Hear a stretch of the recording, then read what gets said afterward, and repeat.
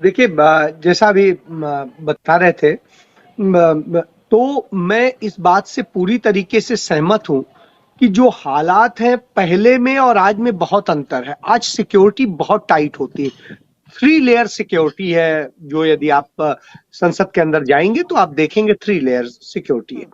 और जब 3 layer security हो तो उसके बाद यह घटना हो जाए तो अपने आप में चिंता का विषय हो जाती है कि आखिर हमारी जांच एजेंसीज, हमारी तमाम सारी, और यदि इंटेलिजेंस की बात करें तो वहां पर रॉ के भी लोग होते हैं, वहां पर जो इंटेलिजेंस ब्यूरो के भी लोग होते हैं, लोकल इंटेलिजेंस के भी होते हैं और दिल्ली इंटेलिजेंस के भी होते हैं। तो 4 लेयर वो होती है। इसके बाद में सीआरपीएफ की अपनी वो होती है, जो बाहर की पूरी सुरक्षा है उनके हाथ में होती है।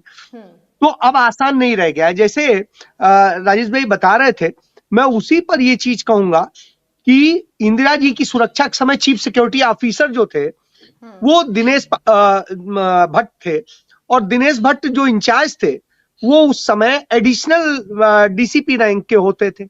आप इससे समझ सकते हैं कि इस लेवल का ऑफिसर पूरे प्रधानमंत्री की सुरक्षा देखता था। आज आज डीजीपी रैंक का ऑफिसर होता है, और उसके साथ साथ एडीजीपी रैंक के ऑफिसर्स जो हैं 5 होते हैं।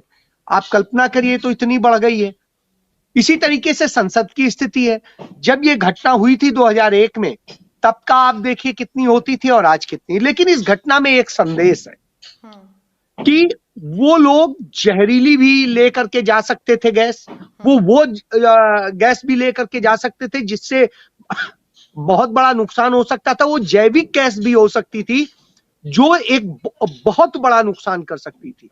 यानी इन सब का कहीं पर कोई ख्याल नहीं। वो गए जिस सांसद के रेफरेंस के पास से थे, वो सांसद कौन है? वो मैसूर का वह सांसद है जो व्यक्ति स्वयं वहां अराजक स्थितियों के लिए जाना जाता है। वहां पर वो जिस तरीके से जातिवादी धर्म के और दूसरे हमले करता है, उस चीज को भी समझने वाला है कि आखिर उस व्यक्ति के पास से गए। तीसरी जो सबसे बड़ी चीज है, आप 8 अप्रैल 1929 याद कीजिए, जब भगत सिंह और बटुकेश्वर दत्त ने सेंट्रल असेंबली में एक धुएं वाला बम फेंका था।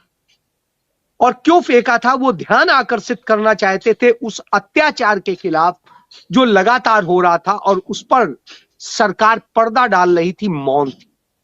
आज भी कमोबेश इन लोगों ने जो ये घटना की, कोई हार नहीं पहुंचाया, लेकिन जो सबसे बड़ा नुकसान किया वो यह नुकसान किया, उन्होंने पूरे देश में, दुनिया में यह संदेश देने की कोशिश की कि आप मणिपुर पर चुप हो सकते हैं, हम चुप नहीं रह सकते, हम उसके लिए सजा भुगतने को तैयार हैं, लेकिन हम यह कर रहे हैं। तो यह भी चिंता का विषय है।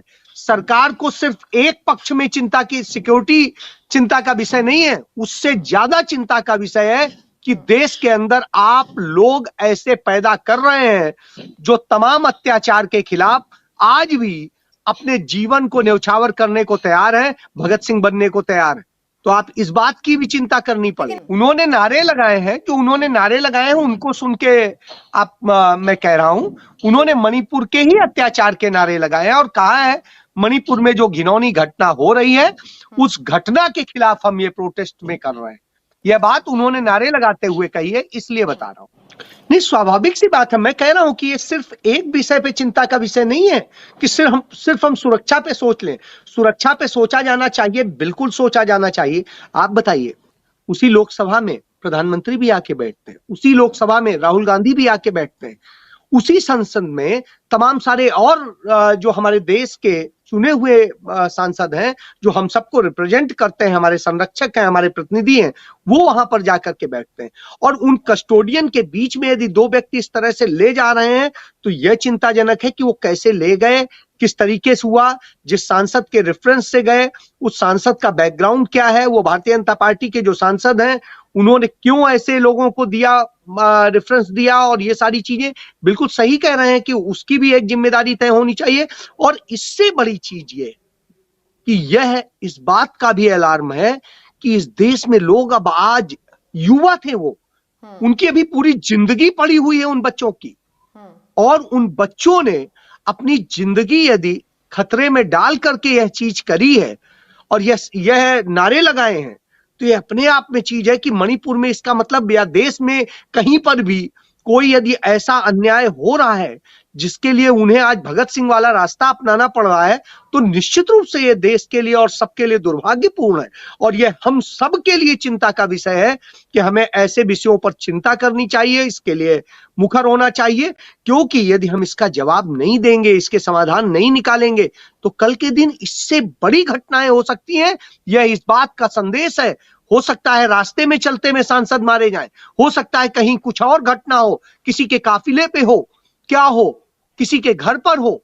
इसलिए बहुत सोचना पड़ेगा कि ऐसी स्थिति ना आए कि हमारे युवा इस स्थिति में उतरे, बल्कि उन्हें अपने उज्जवल भविष्य के लिए सोचने, उसके बनाने के विषय में सोचने का वक्त मिलना चाहिए।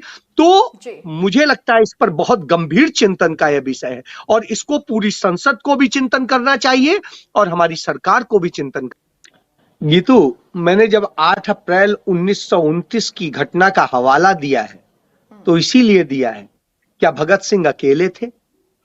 बटुकेश्वर दत्त अकेले थे? यही दो ही लोग तो गए थे, बाहर भी उनके लोग थे, उन्होंने भी वो किया था। तो स्वाभाविक सी बात है, यदि उन्होंने एक, ठीक है रास्ता गलत है, लेकिन जिस बात का सवाल उठाया है वो सवाल तो बिल्कुल जायज है। बेटियां नंगी की जा रही हूं, रोज बरोज बलात्कार होना है। आप जानते हैं वहां पर अब तक 700 बच्चियों के साथ बलात्कार हो चुके हैं। वहां पर 200 के करीब की संख्या है, 200 से ज्यादा ही होने आ रही है अब तो, उससे ज्यादा लोगों को मारा जा चुका है, ब्रूटल तरीके से मारा जा चुका है। और उसके बाद में आज तक वहां जल रहा है, थाने लूटे जा रहे हैं और सब कुछ हो रहा है। तब क्या हो रहा था? तब भी कमोबेश यही स्थितियां थी। कहीं पे काकोरी कांड हो रहा था, कहीं कुछ और हो रहा था, कहीं इस तरह। क्यों हो रहा था? क्योंकि वो अत्याचारी सरकार थी। उस सरकार को चेताना भी था, उसे बताना भी था, और उसे बताना रास्ता गलत था। मैं फिर कह रहा हूं, मैं गांधी पर यकीन करता हूं, मैं शांति पर यकीन करता हूं, मैं नेहरू गांधी के उस सिद्धांत पर यकीन करता हूं, लेकिन इस गलत रास्ते को अख्तियार क्यों कर रहे हैं हमारे युवा? तब जब हमारी चुनी हुई सरकार है, हमारा लोकतंत्र है। तो क्या यह लोकतंत्र आज हमें विंस्टन चर्चिल के वो शब्द याद आ जाए जो उन्होंने अपनी संसद में कहे थे? तब हमने उसकी निंदा की थी, हमारी संसद ने निंदा की थी, लेकिन आज लगता है वो सही हो रहा है। उन्होंने कहा था एक ऐसा वक्त आएगा कि इस देश के राजनेता भूसा किस्म के होंगे और वो इतने दिखने में भले वो दिखें कोमल, लेकिन अंदर से काले होंगे, और वो यह हालात कर देंगे कि इस देश में हवा पानी भी बिके। और हमने देखा हवा पानी क्या सब कुछ बिक रहा है। और यह हालत कर दें कि इस देश में अत्याचार होगा और ये गुलामी की दिशा में चला जाएगा। तो आज गुलामी की दिशा में डालने की सरकार कोशिश कर रही, वह कोशिश कर रही है जो हमारी चुनी हुई लोकतांत्रिक सरकार है। तो इसको देख करके निश्चित रूप से यह लगता है ये बेहद गंभीर विषय है और इसे सामान्य नहीं समझना चाहिए।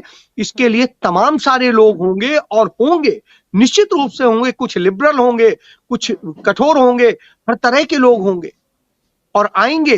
कहीं विचारधारा से होंगे, कहीं किसी और चीज से होंगे। क्यों? इंसाफ की लड़ाई तो लड़नी पड़ेगी ना, चाहे यूं लड़िए चाहे यूं लड़िए। तो घटनाओं के लिए आप तैयार हो जाइए।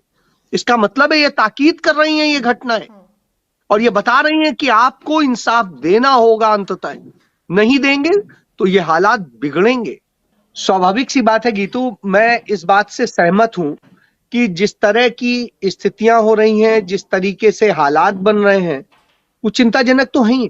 आप देखिए ना, यदि मणिपुर इस तरह से जल सकता है, वहां पर लोग अपने जान देने को तैयार बैठे हैं, तो जब आत्मघाती हमले निकलते हैं तो साहब देश की प्रधानमंत्री श्रीमती इंदिरा गांधी को उनके अपने काफिले में अंदर, अपने घर के अंदर जिस तरीके से शहीद होना पड़ता है, यह स्थितियां होती हैं। कहीं भावनाओं से, कहीं धर्म में बैठ के, कहीं किसी चीज में। राजीव गांधी जाते हैं जब तमिलनाडु, और वहां पर श्री पेरम्बदूर में जो घटना होती है उसको आप क्या आत्मघाती हमले थे? तो कुछ भी हो सकता है। इसका मतलब है लोग अपने जीवन और सब कुछ देने को तैयार बैठे हैं कि हमें इंसाफ दो, नहीं तो हम सब चीज पे। और आप बताइए ना, जो बच्चे आज कूदे और जिन्होंने ये प्रोटेस्ट किया, संभव है यदि वहां पर थोड़ा सा वो होता तो गोली भी चलाई जा सकती थी उन पर, और भी कुछ हो सकता था।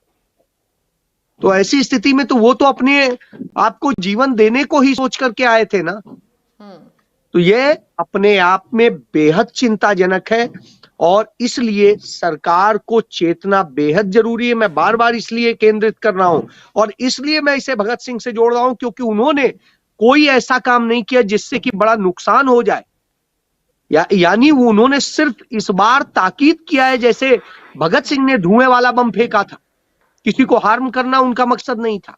इन्होंने भी जिस तरह से एक्टिविटी करी है, उससे कह सकते हैं कि वो नुकसान नहीं पहुंचाना चाहते, या चाहते तो सोचिए इसकी जगह दूसरी चीज ला सकते थे, जैविक गैस ला सकते थे, जिससे कि सारे लोगों का क्या स्थिति हो सकती थी वो ला सकते थे, और तमाम जहरीली गैसें जिससे कई लोग मर भी सकते थे, कई लोग और बीमार हो सकते थे, और बहुत सारी चीजें हो सकती थी। उन्होंने ऐसा नहीं किया। मैं तो उनकी मनसात कह रहा हूं।